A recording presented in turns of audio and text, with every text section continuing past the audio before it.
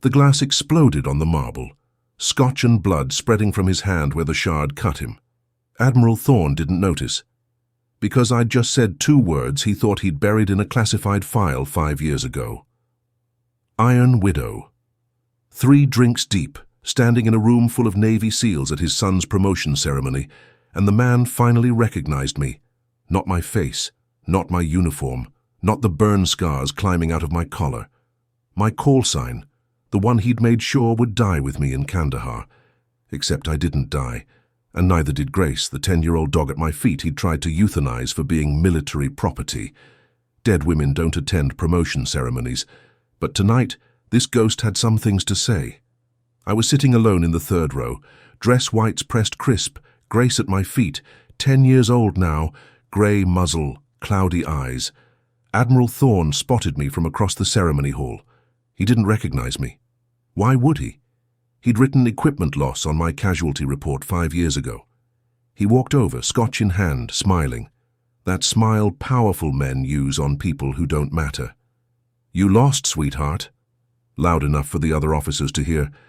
"This is a SEAL ceremony, invitation only." He gestured at my uniform. "What are you? Supply? Personnel?" I looked up at him.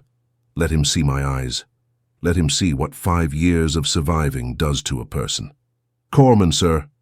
"Ah." He was already turning away, then stopped, called back over his shoulder. "So, what's your call sign? They give you one of those?" He said it like I wouldn't have one. Like it was funny. Grace's lips pulled back. That low growl she reserves for people who mean harm.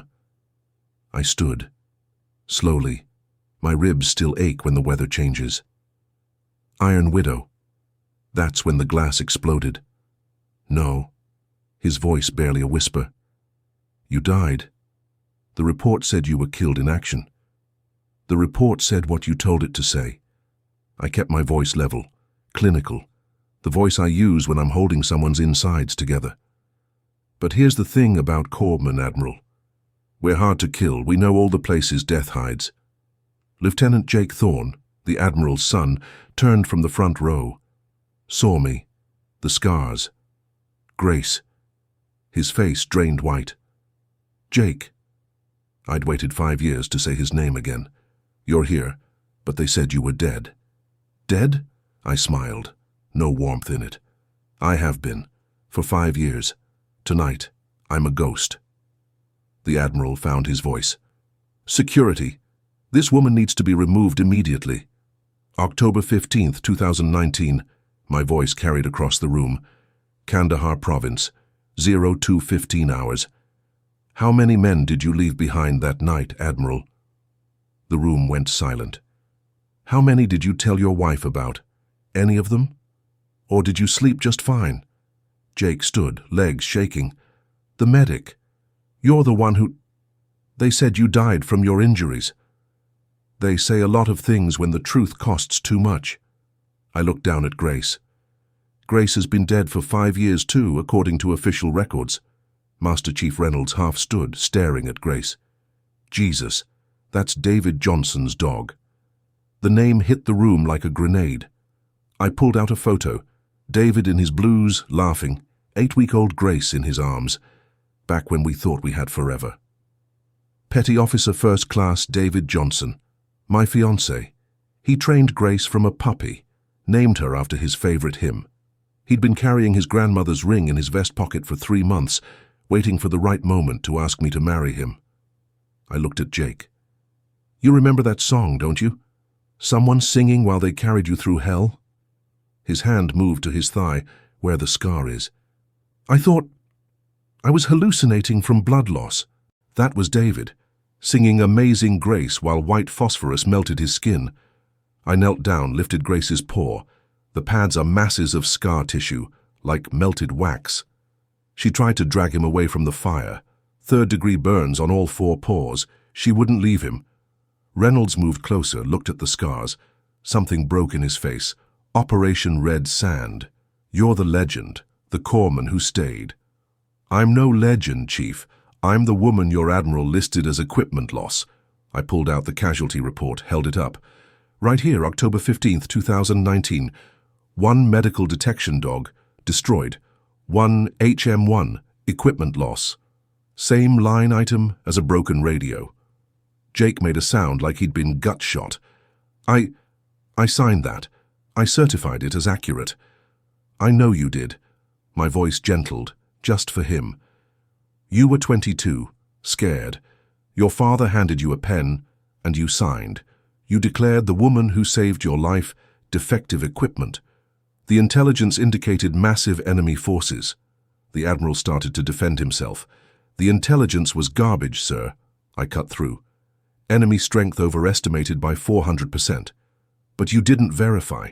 You heard hundreds of Taliban and you flew away.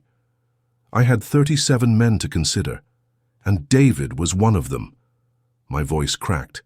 He was your corpsman, your medic. When I refused the retreat order, when I said I wouldn't abandon wounded men, David stayed with me. Not because he was brave, because he was 24 and stupid and in love with me. I touched the scars on my neck, the tattoo beneath them. Oneg, white phosphorus, hit 20 seconds after your birds cleared the ridge. David took the blast because he stood up, drew fire away from Jake, away from me, away from 7 men who couldn't move. Chief Morrison, the man I'd stitched shut with fishhooks, stood from the back row. The left side of his face is reconstructed, skin grafts, metal plates, an eye that doesn't track right. He didn't speak, just lifted his shirt. A scar runs sternum to navel, crude holes where something pierced skin and pulled it together. Fish hooks, Morrison said quietly. From her survival kit, she sewed me shut while I was conscious. No morphine, no anesthetic, just her voice saying, Morrison, you die, and David died for nothing. Don't you dare. He looked at the Admiral. That dog walked point through a minefield for 6 hours. When 3 Taliban found us, Grace killed one before Sarah could reach her knife. Morrison's voice went flat. I watched her kill 2 men in silence, heard their last breaths. Then she went back to stitching Freeman's leg, like it was nothing. I pulled out another photo. Aerial shot, dark trail zigzagging through dirt, paw prints beside it. That's not mud, I said. That's blood. David's blood. I let that sink in. I couldn't save him. The burns were too catastrophic. He had maybe 30 minutes, so I had to choose. Stay with the man I loved or save 7 men I barely knew. I looked at Jake. David made the choice for me. He was crying, shaking. His skin was falling off in sheets. And he looked at me and said, Baby, use me. Use everything. My blood's O negative. Use it. Don't let me be the reason they die. Jake's legs gave out. When his heart stopped, I drained his IVs, filled canteens with his blood. Grace knew the way. She was trained to detect explosives. So I marked a path with my fiancé's blood and I carried your SEALs out, one at a time. 6 trips through a minefield in the dark. Dear God, someone whispered. Grace made 7 trips. My voice broke. The last one she went back alone, dragged David's body out by his vest. She wouldn't leave him. Grace whined beside me, that sound she makes when she remembers. Jake walked to me on unsteady legs. You carried me 6 miles. I remember. You kept talking to me about my mom, my girlfriend, keeping me conscious. You were delirious. You kept asking for your dad. You kept saying, why did he leave? Why did Daddy leave? 6 miles of you crying for your father. Jake turned, looked at the Admiral. Why? His voice shattered. Why did you leave us? The Admiral looked at his son, at the men watching, at me. His voice went cold, the voice of command. I made a tactical decision. Intelligence indicated hundreds of enemy combatants converging on our position. I had 37 men total. I chose to save 30 and sacrifice 7. He looked directly at me. It was the correct tactical choice. Given the same intelligence, I would make it again. The silence was absolute. I nodded slowly. I can respect that. Command means hard choices. I stepped closer. But then you wrote equipment loss instead of KIA. You told David's mother her son died in a training accident, choked on his own vomit during a drill. Those were your exact words. Choked on vomit, My voice rose. You told her that her son, who died singing hymns while his skin melted, choked on his own vomit like a drunk. You gave her that image to carry forever. The Admiral's mask cracked. You blocked my Silver Star recommendation, classified the mission, and when I woke up in Germany and asked about Grace, you told me she was military property and tried to have her euthanized. The dog was military property and needed to be processed according to protocol. The dog was the only living thing that remembered David. My voice broke. She was all I had left, and you tried to kill her because she was inconvenient. I pulled out my tablet with shaking hands. Here, 3 weeks after I saved your son. You wrote this to SOCOM. Recommend Denial of Valor Award. A female corpsman receiving Medal of Honor would create unrealistic expectations for women in combat roles. I threw it at his feet. It shattered. I went AWOL from the hospital to save Grace, stole her from the kennel, spent 5 years hiding, because I knew if you found us, you'd finish what you started. Jake wrote this, in that safe house, in the dark. I handed it to him. His hands shook as he unfolded it, stiff paper, crusted. His own handwriting, barely legible. She won't leave. David's dying and she won't leave. She could save herself, but she stays. This is my blood because I'm bleeding out and she used all the gauze on Morrison. If I die, someone needs to know she stayed. Lieutenant Jake Thorne. He looked up at me. I don't remember writing this. You were in shock, hypothermic, but you kept asking for paper, kept saying someone has to know. I took the letter back, held it to the light. The others wrote too, 7 letters, all in their own blood because we'd run out of ink and they needed proof, needed someone to know we didn't just give up and die. One by one, the 6 others stood. Morrison, Martinez, Roberts, Kowalski, Freeman, Patterson, each pulled off their trident, that golden eagle that marks them as seals. Morrison threw his first. It clattered at my feet. You earned mine. Martinez, Roberts, Kowalski, Freeman, Patterson, 7 tridents on the floor. I looked at them, at the Admiral, at Jake. I don't want your medals. I turned to leave. Wait, Jake's voice. What do you want? I stopped, didn't turn around. I want you to say his name. Whose name are we talking about?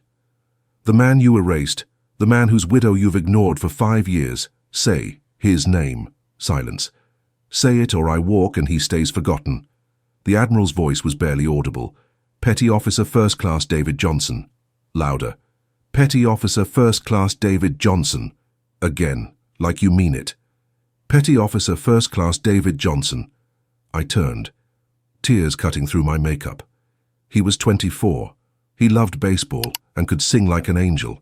He wanted to audition for American Idol, thought he'd win the whole thing. My voice broke. And when that phosphorus hit, when his skin was melting, he used his last breaths to sing me down the aisle. The room froze. What? Jake whispered. I held up my left hand. Simple gold band. He asked me to marry him, right there, in that safe house. 7 men bleeding out, Taliban closing in. He was dying and he asked because he didn't want to die alone. I looked at Morrison. You officiated. Remember, you said the vows from memory because we didn't have a Bible. Morrison's face crumbled. I remember, I thought it was the morphine, hallucinations. Jake was conscious enough to witness. That's why you kept saying I do in your delirium. You thought we were asking you. Jake made a sound like he'd been shot. We were married for 17 minutes before I had to leave him. 17 minutes of him calling me his wife. Of Grace lying between us, because he wanted her in the wedding we'd never photograph. I touched the tattoo on my neck. His last words weren't I love you, they were Oneg. Jake needs Oneg. Grace knows the way. He died, giving me a medical checklist. I looked at the Admiral. Your son is alive because my husband spent his last breath making sure I remembered his blood type, and you thanked him by telling his mother he choked on vomit. The Admiral's face went grey. I didn't know there was a wedding. I didn't know about any of that. You didn't want to know, my voice cut through. Because knowing meant facing what you'd done. Knowing meant admitting you'd abandoned us, and we survived anyway. I stepped closer. I went to visit her. Last year. David's mother. I walked up to her house with Grace and I knocked and I told her everything. Showed her my ring, showed her Grace, told her about the wedding. My voice went quiet, deadly.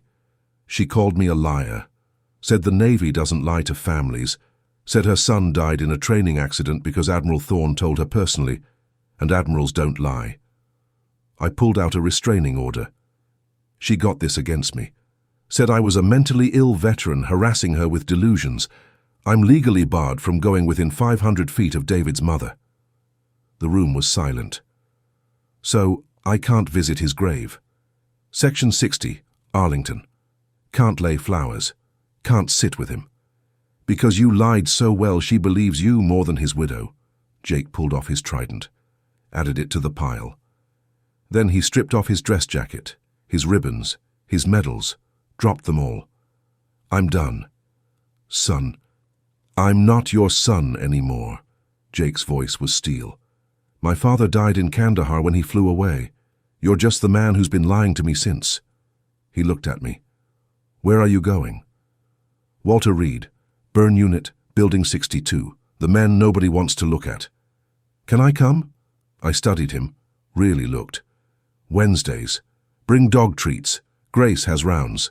He nodded, looked at the other 6. You in? One by one they nodded. Master Chief Reynolds stood. Attention on deck. 200 SEALs snapped to attention, not for the Admiral, for me and Grace, for the ones who stayed. I heard later that the Admiral stood alone in that empty hall for 2 hours after everyone left, his son's uniform on the floor, 7 tridents scattered. He picked up Jake's blood letter, read it over and over. Someone needs to know she stayed. Then he drove to Arlington and stood at the gate of Section 60 until the MPs asked him to leave. He couldn't make himself go inside. 3 months later. Walter Reed Medical Center, Building 62, Wednesday. I move between beds. Grace beside me, stopping at each patient, resting her head on their hands. Jake comes every Wednesday now. So do the other 6. Morrison reads to a burn victim who lost his eyes. Martinez helps another write letters home. His hands are too scarred to hold a pen. Jake just sits with a kid who won't talk. Just sits, being present. I'm checking an IV when a nurse approaches. Someone's here to see you. I look up. An older black woman stands in the doorway. David's eyes. David's smile. My heart stops. Mrs. Johnson? Her voice shakes. I got a call. From Admiral Thorne. He told me everything. About the wedding. About what David really did. About you. She pulls out a photo. David as a child, gap-toothed grin. He sent me the real after-action report, the one he'd buried. Her voice breaks. Is it true? Were you really married? I can't speak. Just nod. She crosses the room, pulls me into her arms. Then you're my daughter. You're my daughter, and I didn't know, and I'm so sorry. We stand there, 2 women who loved the same man, holding each other while Grace presses against our legs and Jake pretends not to cry. 6 months later, Arlington National Cemetery. Section 60. The headstone is simple.